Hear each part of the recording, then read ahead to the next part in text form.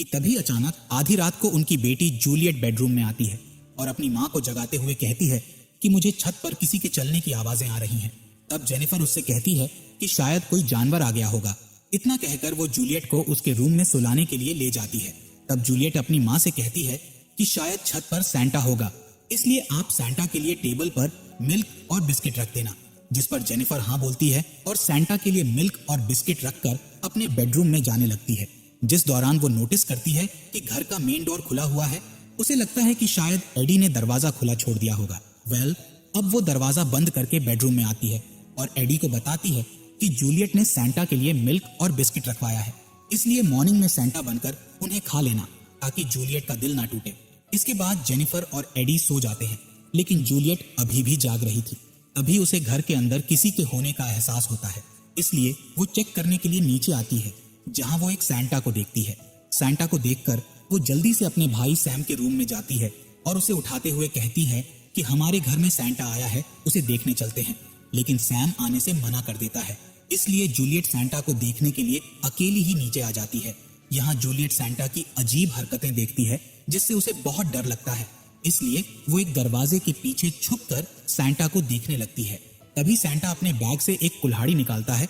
यहाँ हम देखते हैं कि सैंटा के हाथों पर खून लगा हुआ है, यानी कि ये सैंटा जूलियट के पिता नहीं बल्कि साइको किलर जॉकर है, जिसे सब आर्ट द क्लाउन नाम से जानते हैं। असल में ये जॉकर कोई इंसान नहीं बल्कि हेल से आया हुआ एक डीमन है और इसे मारना बहुत ही मुश्किल है। अब आर्ट सैम के रूम में जाता है और उस पर कुल्हाड़ी से हमला करके उसकी बॉडी के कई टुकड़े करके उसे बेरहमी से मार देता है। अपने भाई के रूम से आ रही आवाज सुनकर जूलियट बुरी तरह डर चुकी थी, इसलिए वो जल्दी से छुप जाती है। इसके बाद आर्ट जेनिफर के रूम में जाता है, जहां वो एडी के चेहरे पर कुल्हाड़ी से हमला कर देता है और उसे बुरी तरह मार देता है। तभी जेनिफर की नींद खुल जाती है और वो अपने हाथ पर लगे एडी के ब्लड को देखकर बुरी तरह डर जाती है। जब उसे पता चलता है कि एडी को मार दिया है तो उसकी हालत बुरी हो जाती है और वो चिल्लाने लगती है, जिससे आर्ट को बहुत मजा आने लगता है और वो एडी की बॉडी के टुकड़े करने लगता है। ये देख जेनिफर वहां से भागकर अपने बच्चों के रूम में आती है, जहां वो सैम की लाश देखकर रोने लगती है। अब जेनिफर घर से भागने लगती है कि तभी आर्ट उस पर कुल्हाड़ी फेंककर उसे घायल कर देता है और उसे जान से मार देता है। जिसके बाद आर्ट किचन में रखे मिल्क से बिस्किट खाने लगता है। बिस्किट खाने के बाद वो प्लेट को साफ करता है। इस दौरान उसे अलमारी से आवाज आती है। जब वो अलमारी चेक करता है तो उसे उसमें जूलियट दिखाई देती है, जिसे देखकर आर्ट जान से मार डालता है। अब हमें 5 साल पहले का सीन दिखाया जाता है। इस समय में आर्ट ने काफी ज्यादा मर्डर किए थे। इन्हीं में से जब एक मर्डर के सिलसिले में एक पुलिस ऑफिसर मर्डर सीन पर गया, तब उसे आर्ट की सिर कटी हुई बॉडी दिखाई दी। वो कुछ सोच पाता कि तभी आर्ट की बॉडी खड़ी हो जाती है और वो ऑफिसर पकड़ लेती है। ऑफिसर उस पर गन से शूट करता है, लेकिन आर्ट को गोलियों से कुछ नहीं हो रहा था। देखते ही देखते वो पुलिस ऑफिसर को जान से मार देता है। इसके बाद हम आर्ट को एक ट्रेन में देखते हैं, जहां एक लेडी अकेली बैठी हुई थी। यहाँ हम देखते हैं कि आर्ट उस पुलिस ऑफिसर का सिर उठा लाया है और उसे अपने सिर की जगह पर लगाकर सामने बैठी हुई लेडी को डरा रहा है। दूसरी ओर हम एक मेंटल हॉस्पिटल को देखते हैं, जहां गार्ड को एक रूम से नर्स के चिल्लाने की आवाज आती है। जब वो चेक करने के लिए वहां जाता है, तब वो विक्टोरिया नाम की पेशेंट को देखकर घबरा जाता है। दरअसल विक्टोरिया प्रेग्नेंट थी और उसने बच्चे की जगह एक सिर को पैदा किया था, और ये सिर किसी आम इंसान की तरह नहीं बल्कि आर्ट के सिर की तरह दिखाई दे रहा था। यहाँ विक्टोरिया उस नर्स को मारकर उसे खा रही थी। दरअसल आर्ट ने एक बार विक्टोरिया को काट लिया था, तब से ही विक्टोरिया पागल हो गई और आर्ट के कारण वो इन्फेक्टेड हो चुकी थी। साथ ही विक्टोरिया का फेस भी अब डीमन की तरह हो गया था। देखते ही देखते अब विक्टोरिया अपनी ही बॉडी पार्ट को खाने लगती है। यहाँ हम दीवार पर देखते हैं, जहाँ विक्टोरिया ने ब्लड से एक हार्ट बनाया हुआ था, जिसमें उसने अपने नाम के साथ आर्ट का नाम लिखा हुआ था। यानी कि अब आर्ट अकेला डीमन नहीं है, बल्कि उसकी साथी भी अब धरती पर आ गई है। कुछ समय बाद वहाँ आर्ट आ जाता है। जब गार्ड बिना सिर की बॉडी को चलते हुए देखता है तो वो घबरा जाता है। इससे पहले कि गार्ड कुछ कर पाता, विक्टोरिया उस पर अटैक कर देती है और फिर आर्ट के साथ मिलकर उसे जान से मार डालती है। इसके बाद आर्ट विक्टोरिया के जरिए पैदा हुए सिर को अपनी बॉडी पर लगा लेता है और विक्टोरिया को लेकर एक खाली घर में आ जाता है। यहाँ विक्टोरिया को मिरर में अपना चेहरा दिखाई देता है तो वो गुस्से में उसे तोड़ देती है, जिसके बाद वो मिरर का टुकड़ा लेकर बाथ टब में जाती है और अपने हाथ की नस काट लेती है। वहीं आर्ट उसके सामने एक चेयर पर बैठ जाता है। ये दोनों 5 सालों तक इसी घर में बैठे रहते हैं। अब हमें प्रेजेंट टाइम दिखाया जाता है। यहाँ हम सिएना नाम की लड़की को देखते हैं, जो कि 5 साल से मेंटल हॉस्पिटल में एडमिट थी। असल में 5 साल पहले सिएना के सामने आर्ट ने उसके सभी फ्रेंड्स को मार दिया था। तब सिएना ने एक मैजिकल तलवार से आर्ट का सिर काट दिया था। ये तलवार हेवन से एंजल के जरिए आई थी।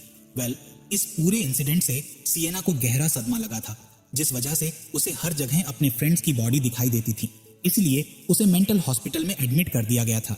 लेकिन अब 5 साल बाद सिएना की हालत में सुधार आ चुका था। इसलिए सिएना के अंकल ग्रेग उसे हॉस्पिटल से लेने आते हैं, जिसके बाद वो सिएना को अपने घर में ले जाते हैं, जहां वो अपनी वाइफ जेस और बेटी गैबी के साथ रहते हैं। गैबी अपनी कजन सिस्टर सिएना से मिलकर बहुत खुश होती है। दूसरी ओर हम आर्ट के घर को देखते हैं, जहां पुराने घरों का सर्वे करने वाले 2 वर्कर्स आते हैं ताकि वो सर्वे करके उस घर को तोड़ सके। अब वर्कर्स उस जगह पर आ जाते हैं जहां आर्ट और विक्टोरिया बैठे हुए थे। वो दोनों अभी तक उसी पोजीशन में बैठे हुए थे। हैरत की बात यह थी कि उनकी बॉडी अभी भी पहले जैसी ही थी। वर्कर्स को लगता है कि वो दोनों लाश हैं, लेकिन देखते ही देखते आर्ट और विक्टोरिया जिंदा हो जाते हैं और वर्कर्स को पकड़कर जान से मार डालते हैं। दूसरी ओर हम गैबी को देखते हैं, जो कि सिएना के सामान से उसकी डायरी निकाल लेती है और उसे पढ़ने लगती है। तब सिएना उससे डायरी छीन लेती है और उससे कहती है कि वो अपनी डायरी को ना पढ़े। इसके बाद गैबी और सिएना फैमिली के साथ बैठकर खाना खाते हैं, जिस दौरान सिएना को सामने वाली चेयर पर अपनी मरी हुई फ्रेंड दिखाई देने लगती है, जिसकी पूरी बॉडी से ब्लड निकल रहा होता है। दरअसल सिएना अभी भी अपने सदमे से पूरी तरह बाहर नहीं आ पाई थी। अब हम सिएना के भाई जॉनथन के हॉस्टल को देखते हैं, जहां जॉनथन की फ्रेंड माया अपने बॉयफ्रेंड से कहती है कि मैं एक क्राइम पॉडकास्ट शो को होस्ट करने वाली हूँ, जिसमें मैं ऐसे लोगों का इंटरव्यू लूंगी जिनके साथ कुछ क्राइम हुआ हो या फिर उनके सामने कोई क्राइम हुआ हो। तभी मिया की नजर जॉनथन पर जाती है, इसलिए वो जल्दी से उसके पास जाकर उससे सिएना के बारे में पूछती है, क्योंकि वो जानती थी कि सिएना ने आर्ट का सिर काटा था और अगर वो सिएना का इंटरव्यू लेगी तो उसे काफी ज्यादा व्यू मिलेंगे। यहाँ हमें पता चलता है कि मिया आर्ट की बहुत बड़ी फैन है, क्योंकि उसे आर्ट के किए हुए मर्डर केस बहुत अच्छे लगते हैं। मिया जॉनथन से कहती है कि मैं सिएना से मिलकर उससे आर्ट के बारे में जानना चाहती हूँ। इसी बीच जॉनथन के पास सिएना का फोन आता है, जिसमें वो जॉनथन को घर आकर उससे मिलने का कहती है। दूसरी तरफ हम आर्ट को देखते हैं, जो लोगों को टॉर्चर करने का तरीका देख रहा होता है, जिसके लिए वो एक चूहे पर एक्सपेरिमेंट करता है। इस एक्सपेरिमेंट में वो एक चूहे को गैस से जमा देता है और फिर उसे टेबल पर पटक पटक कर तोड़ देता है। इसके बाद आर्ट एक बार में जाता है, जहां वो सैंटा बने हुए आदमी को देखता है। यहाँ आर्ट सभी से मजाक मस्ती करता है, पर कुछ देर बाद लोग उससे परेशान होने लगते हैं, इसीलिए लोग आर्ट को पीटने के लिए आगे बढ़ते हैं। पर तभी आर्ट अपने बैग से गन निकालकर सबको मार डालता है, लेकिन वो सैंटा बने हुए आदमी को नहीं मारता है, क्योंकि वो उसे टॉर्चर करना चाहता था। इसीलिए अब वो सैंटा को एक चेयर से बांधकर उसकी बॉडी को बर्फ से जमा देता है और फिर उसे तोड़कर बुरी तरह मार डालता है, जिसके बाद वो उसके कपड़े पहनकर सैंटा का रूप ले लेता है और फिर एडी के परिवार को मारने चला जाता है, जो कि हमने कहानी की शुरुआत में देखा था। इधर सिएना को जॉनथन का एक लेटर मिलता है, जिसमें उसने लिखा था कि कभी कभी डीमन मरे हुए बुरे इंसान के जरिए नर्क से धरती पर आ जाते हैं, पर एंजल ऐसे डीमंस को मार देती है और तुम उन्हीं एंजल्स में से एक हो। खैर, अब हम सिएना और गैबी को एक मॉल में देखते हैं, जहां सिएना लोगों के चिल्लाने की आवाजें सुनती है, जिससे उसे शक होता है कि कहीं आर्ट वापस तो नहीं आ गया। तभी वहां सैंटा के कपड़े पहने हुए आर्ट आ जाता है। उसके कपड़ों पर खून लगा हुआ था। ये देख सिएना समझ जाती है कि वो कोई सैंटा नहीं बल्कि आर्ट है। इसके अलावा आर्ट सिएना को देखकर हाथ हिलाकर उसे हेलो बोलता है। ये देख सिएना बहुत डर जाती है। तभी वहां गैबी आ जाती है, इसलिए सिएना का ध्यान आर्ट से हट जाता है और जब सिएना पलट कर देखती है तब तक आर्ट गायब हो चुका होता है। इसके बाद सिएना जॉनथन से मिलती है और उसे मॉल वाले इंसिडेंट के बारे में बताती है, जिस पर जॉनथन उससे कहता है कि तुमने तो उसे मार दिया था और ये तुम्हारा वहम है, इसलिए तुम आर्ट के बारे में ज्यादा मत सोचो। तब सिएना जॉनथन को वही लेटर दिखाती है जिसमें जॉनथन ने डीमन के बारे में बताया था।